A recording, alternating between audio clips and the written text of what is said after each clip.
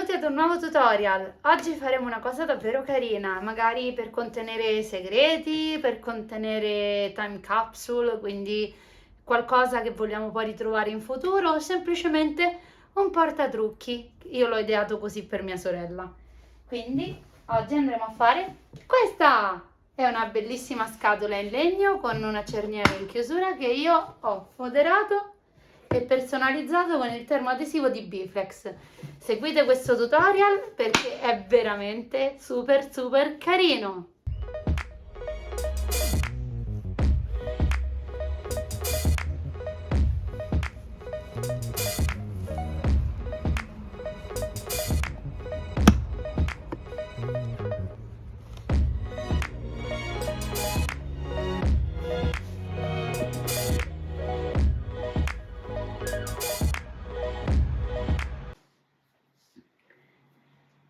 Oggi andiamo a fare qualcosa di davvero carino. Andiamo a sistemare questa scatola che ha una bella cerniera e foderandola con una stoffa, poi andremo a personalizzarla con i nostri termoadesivi Bflex e la renderemo un portagioie.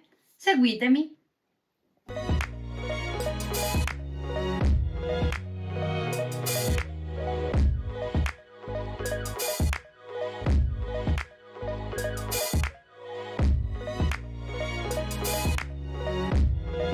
Ora che abbiamo finito di foderare tutta la nostra bellissima scatola, andremo a fare una scritta sopra per personalizzarla. Ho scelto questo font molto bello e abbastanza in grassetto con questo termoadesivo di Bflex che è un Sandy Glitter in colore ciclamino.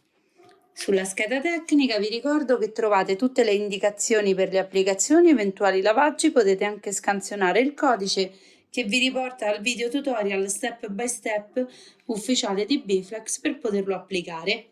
Adesso andiamo al taglio.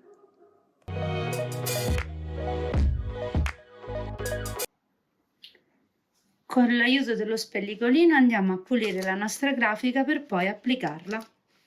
Iniziamo.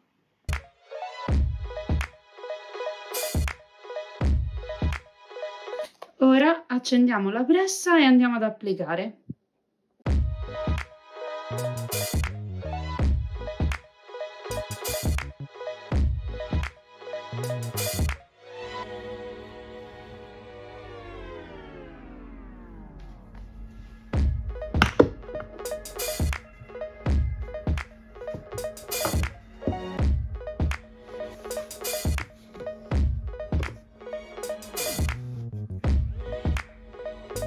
Siamo alla fine di questo tutorial.